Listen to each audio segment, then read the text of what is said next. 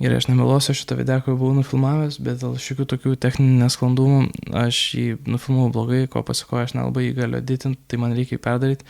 O ten aš buvau labai piktas, tai galbūt ačiū Dievui, kad man nepavyko nufilmuoti, nes sorry Hebra, bet manęs negavus labai pikto dabar, bet aš tiek piktas ir aš tiek liūdnas ir man tiek žiūri nefaina ir aš labai norėjau pakalbėti apie filmą, kurį aš ką tik peržiūrėjau. Tai esmė tokia, kad šiais metais Oscarą laimės rusiškas filmas. Ir galbūt laimės ne vieną Oscarą, galbūt laimės 2, galbūt 3, galbūt 4, o galbūt ne vieną ir visą šitą aš tiesiog traukiu iš savo šiknos. Bet iškart kyla klausimas, o tai kaip iš vis rusiškas filmas gali dalyvauti Oscaruose, kas fucking vyksta.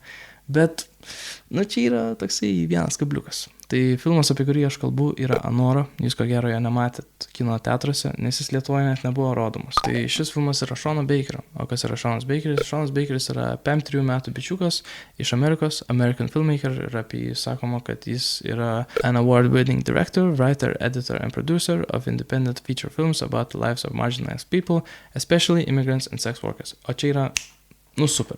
Čia yra labai faina ir tokių kūrėjų visą laiką reikia ir labai faina, kai būtent kino kūrėjai kūrė filmus apie tokius dalykus ir jos kūrė gerai, nes Seanas Bakeris jos tikrai daro gerai ir aš pripažinsiu, aš nesu matęs labai daug jo filmų.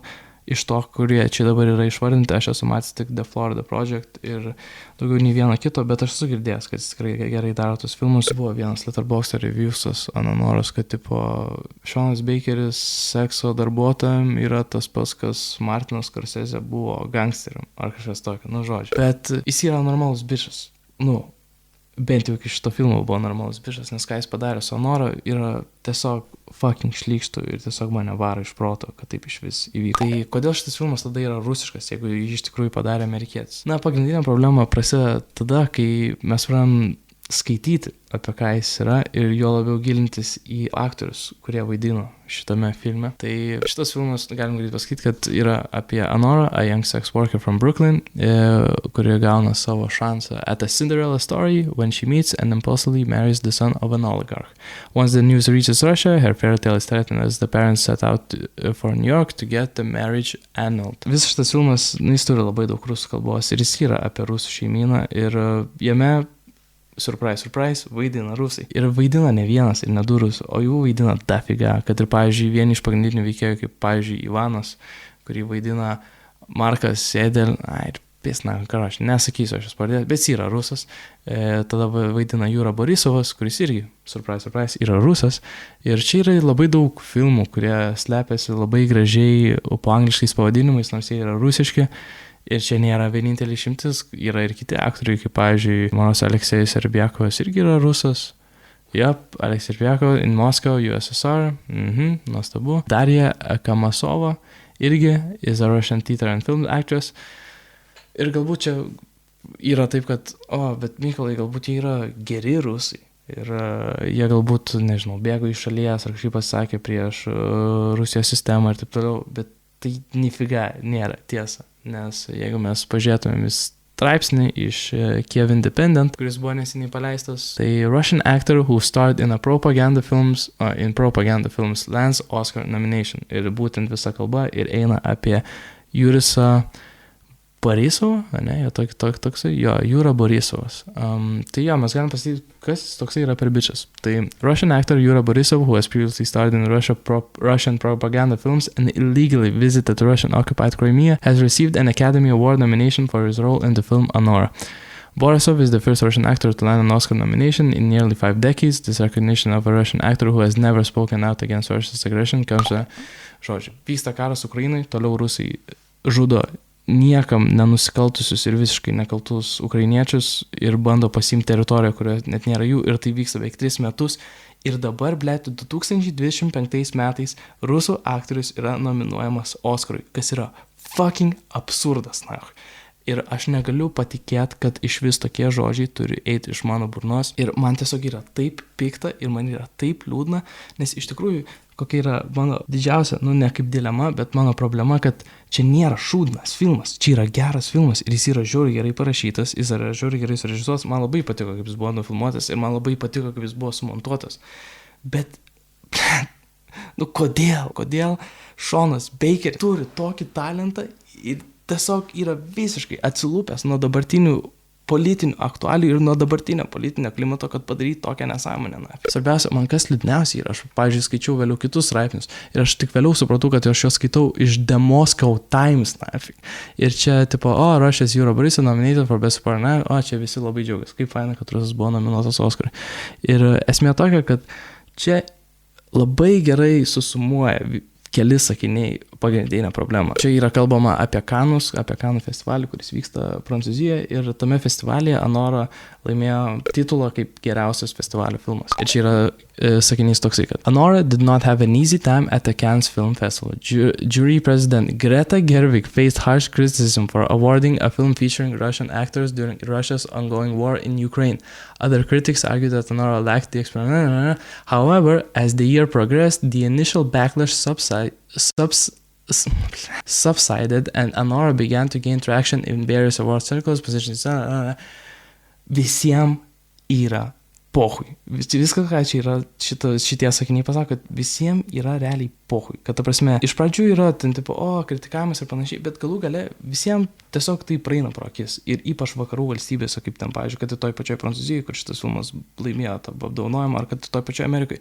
Fucking Greta Gerwig. Man buvo taip liūdna skaityti šitą sakinį, kad Greta Gerwig, jinai buvo tos komisijos prezidentė ir jinai, tiesiog, vyksta karas Ukrainoje ir jau tuoj bus 3 metai, kaip jisai vyksta Ukrainoje. Ir jie tiesiog yra pasislėpę tose savo, nepasislėpę, jie savo norų yra tiesiog tose kokonuose, kurie ignoruoja visą išorinį pasaulį ir galvoja, kad jų problemos yra svarbiausios ir kad niekas kitas apart Amerikos nėra svarbu. Ir tą galima pastebėti ir iš pastarųjų rinkimų, kurios laimėjo ponas Donaldas, nes amerikonai tiesiog antiek galvoja, kad jie yra vargšai ir kad jiems viskas yra blogai, kad jie pasirenka lyderių, kuris atstovauja jų vertybės ir jų norus, vietoj to, kad atstovautų visą pasaulį, kai tu esi realiai didžiausia valstybė šiuo metu su daugiausiai turimos įtakos, ypatingai vakarų pasaulyje. Ir kas man liūdniausia yra su šito filmu, kad realiai pagrindinė tema nėra Rusija ir pagrindinė tema nėra Rusijos kultūra. Tai yra tokia potėmė, kuri eina kartu su pagrindinė tema apie sekso darbuotoją. Ir atrodo, kad kai tu turi tokį filmą, tu gali šiek tiek, jeigu tu esi blaiviam mąstyme ir supranti iš tikrųjų, kas vyksta šiuo metu pasaulyje, tu galėtum pašiepti šitą dalyką ir tu galėtum jiem neduoti platformos, bet kai tu pasirinki rusų aktorius, tu turi suprasti, kad tu į vakarietišką kultūrą įvedi tuos žmonės, kurie yra dabar okupantai, kurie dabar puola Ukrainą. Ir aš suradau vieną postą Reddite, kur vienas bičiukas, pavadinimu Vegetable User 3, klausė, kodėl Lietuvos kino teatruose uždrausta rodyti filmą Anora. Ir čia vyrė šiokia tokia diskusija ir vienas bičiukas arba mergina Kefyras parašė, kad atsisuktų Chebra įrašą iš Mediatekos, kuris yra iš laidos Ryto Allegro. Ir čia buvo nuo valandos 12 būtent ir kalba apie tą 77-ąjį Kanų kino festivalį ir kodėl Anora, ko gero, nebus rodoma Lietuvoje. Aš neklausiau viso tai įrašo, aš pasiklausiau kelias minutės. Esmė tokia, kad jisai parašė ten, jie kalbėjo ir apie ten platintus ir panašiai, bet man taip už visą atskaityti tokius dalykus, kad, pavyzdžiui, rašo, kad filme vaidino kai kurie rusų aktoriai, aš nematau bėdos, nes tai yra kultūra, menas. Negalima žmogų uždrausti vaidinti, nes yra vienos ar kitos tautybės.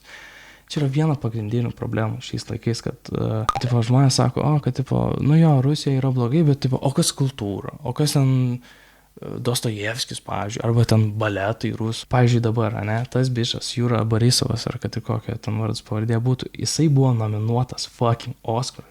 Ką tai reiškia, kad jis ko gero dalyvaus Oscarų ceremonijai. Ir tai reiškia, kad ko gero rusai bus tose apdovanojimuose ir ta kūrybinė komanda, kuri dirbo, kurioje irgi yra rusų, jie bus tose apdovanojimuose. Ir kas galų gale gaus, kad mes po truputį vėl įvedinėsim rusus į vakarų pasaulį. Ir taip labai netyčia, važė, rusas, žiūrėk, koks jo geras vaidmo, žiūrėkit, kaip jam gražiai parašė scenarijų, kaip jis gražiai išvaidino, čia toksai geras veikėjas, kaip jis man patinka.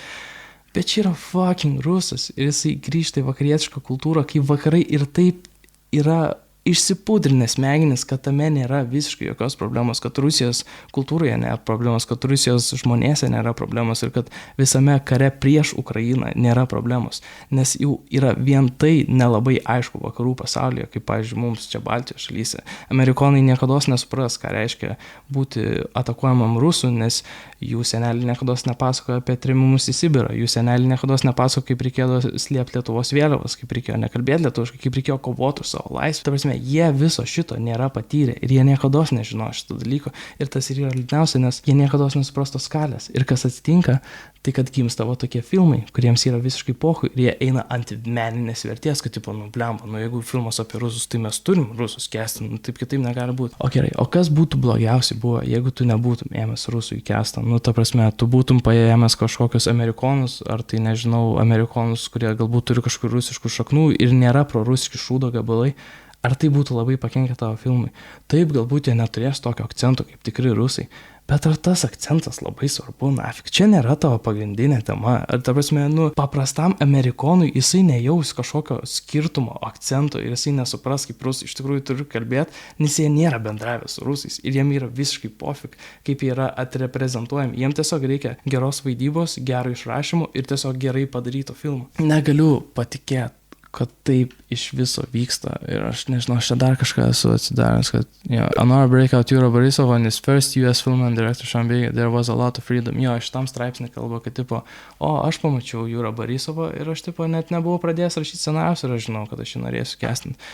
Aš suprantu, kad tu su juo kalbėjai prieš karą Ukrainoje ir prieš jo pradžią, bet ar tu nemanai, kad tu biški, elgiesi kaip hujovas ir kaip šūdo gabalas taip darydamas, nes, bet tai, tiesiog sakau, tai ateina iš visiško nesusivokimo, kas vyksta šiuo metu pasaulyje. Aš tikrai, aš nemeluoju, mane vimdo šitas šūdas. Ir man yra žiauriai liūdna, kad taip yra. Ir aš labai tikiuosi, kad nei tas rusas laimės kažką. Ir aš labai tikiuosi, kad jos snukio nerodys. Aš žiauriai tikiuosi, kad visi šitie šūdai su rusais ir su rusų kultūra ir kaip jie taip gražiai tiesiog įeina į visą tą sistemą ir taip apie jas nieks nekalba ir nemato tame problemos, nes, ta prasme, jeigu mes suvedam į Google tiesiog Anora, ar čia kažką tau mes kažkokius straipsnius, kurie sakys, kad tipo, čia yra blogai, kad taip vyksta, ne, visiems povik, visi rašys, kad tipo, Anora yra geras filmas, nežinau, news, kad ir skaitom. Anora Oscar nominee Sean Baker, Mike Mann, React to News is more than a Brooklyn Cinderella story. Lee's Vancouver Film Critics Circle nomination with 5 nods. Visi myli filmą ir nieks nahui nekalba apie jo backgroundą. Ir man čia yra, aš esu žiauriai nusivylęs ir aš esu tiesiog žiauriai piktas, man žiauriai nepatinka šitas dalykas. Ir man žiauriai liūdna, sakau, man žiauriai fucking liūdna, man žiauriai fucking liūdna. Tai, nežinau. Aš galėčiau siūlyti pažiūrėti filmą ir, tipo, nustatyti savo nuomonę ar dar kažką, bet aš nežinau, aš net nenoriu niekam siūlyti šitą filmą. Man jisai patiko ir aš, jaučiuosi kaltas, kad jis man patiko, bet tai visas kontekstas ir kas jame vyksta, čia yra tragedija. Ir, tai nežinau, aš jau matau, kad mano ragelis įkrauna, tai čia mano kių tiesiog pabaigti, tai pareikit į Blue Yellow puslapį, rinkit savo telefonas 1482, sekit žinias, remkit Ukrainos žmonės, karą laimės Ukraina ir kacapam bus pizda ir jie mirs nahui. Tai fuck Russia, kurva, slava Ukrainai, herojams slava. Bye bye.